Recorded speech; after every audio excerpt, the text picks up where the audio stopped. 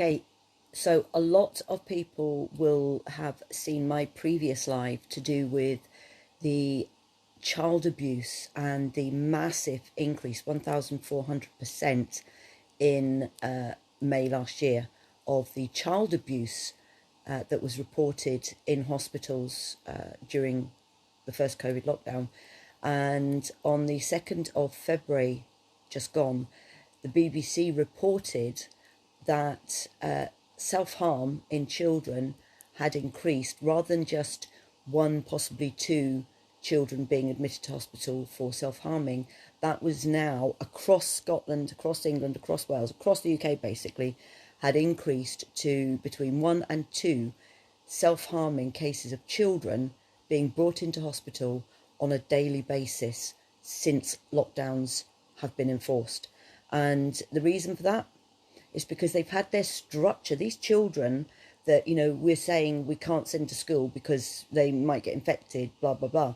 These children have no framework, no structure, and they're stuck at home. They're isolated, they're anxious, they're alone. They haven't got that, they can't go out with their friends. They haven't got the structure in school to have other adults around them, other children around them. And it's causing mental health problems. And the report documents that the youngest child to be admitted for self-harming since lockdown was 8 years old. And that's got to change, folks.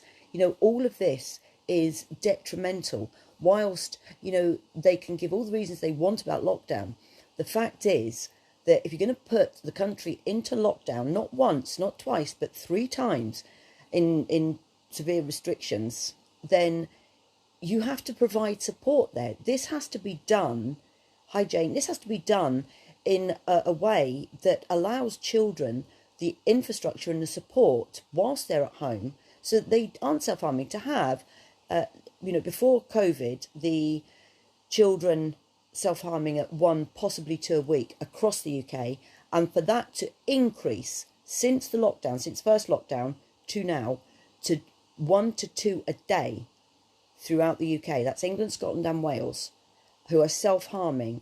And this isn't just teenagers, whereas pre-lockdown it was mainly teenagers that were self-harming.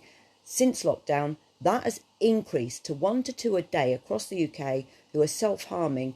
And the youngest reported self-harming child who was admitted into hospital was 8 years old.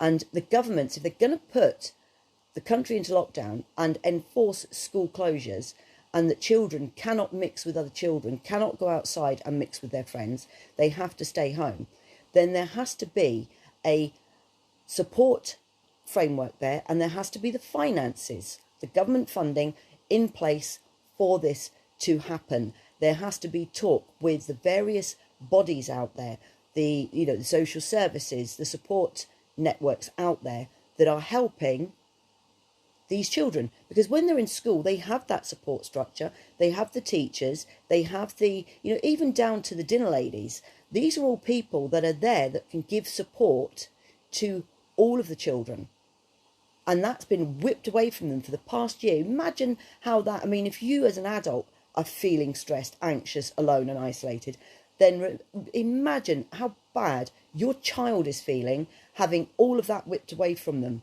They it's not the COVID that's worrying them. It's not the so-called COVID, illness and things like that. It's everything else that they've had taken away. They're falling behind in their education. They're falling behind in their schoolwork. They don't know how they're, they are literally having everything taken away from them.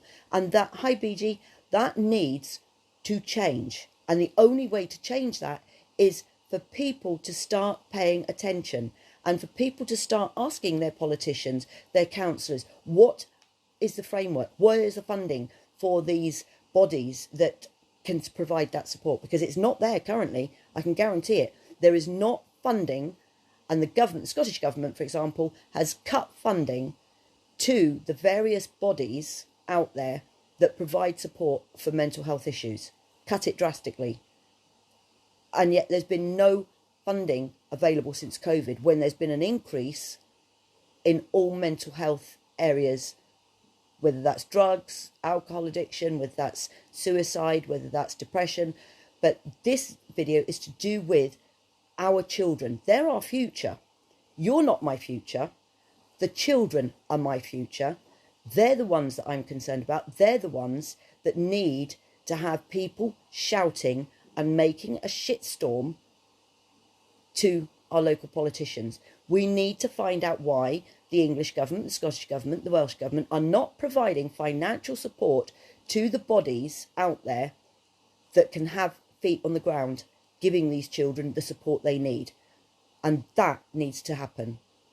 So that's all I came on to say, because as I said in my previous video about children and suicide rates, not suicide rates, children having being abused, and that had increased 1,400% last year in 1 month. This is a documentary, or is a news report by the BBC, and I don't pay much attention to the biased BBC corporation, but these are facts from consultants across the UK who have got together to write the impacts about COVID and lockdown, not the actual COVID disease, the actual lockdown, the impacts it's having on our children, our future. And they have stated that instead of 1, possibly 2 a week before pre-lockdown of children self-harming, and mainly teenagers, now it's 1 to 2 a day across the UK that are being admitted into hospital because they're self-harming, and that it's because of lockdown. And 1 to 2 a day, that's an awful lot when you think about it. And when are we actually, as a human being, when are human beings in this country, you know, you don't have to get political, you don't have to stand as a politician or an MSP or an MP or anything else, but, you know, it's no good being a keyboard warrior and shouting out on Facebook on a post, oh, it's so sad, so-and-so did this or so-and-so's done that. No, you know, getting angry and being a keyboard warrior isn't going to work. We need to hold those people that we elected in accountable. We need to hold the Scottish Government accountable. We need to get vocal on Instagram, doing lives like this, getting vocal on Facebook. By the way, in May this year, it's the Scottish elections. Now, how many of you over the past 4 years have actually heard from your local MSP that you voted in? Because when you vote them in, you pay their salary.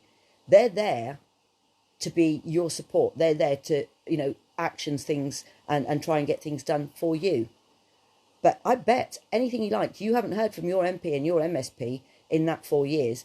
But I guarantee you, in the next few weeks, when the election starts and the campaigning starts in earnest, you will hear nothing but shite coming out of those politicians' mouths for the 6 to 8 weeks that they're allowed to campaign. I absolutely guarantee it, because they want to be voted back in, because they want their salary.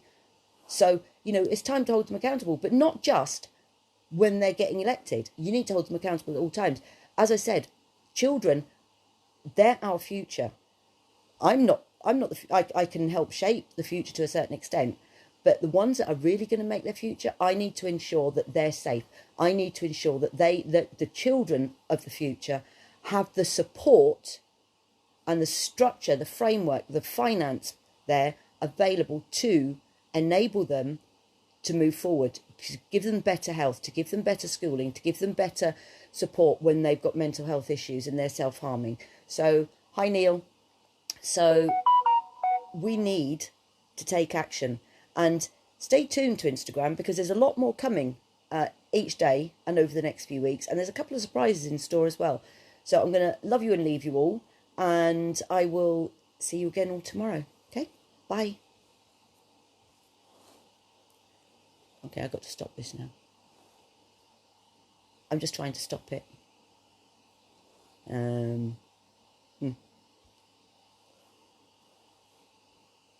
Yeah, I don't want to do that. I want to stop it. Hold on.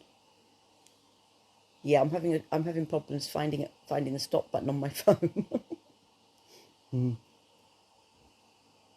Okay. No, I don't want to do that either.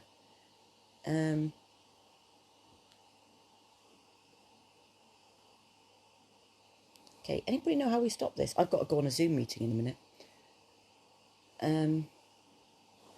Well, it's not hitting that button, is it?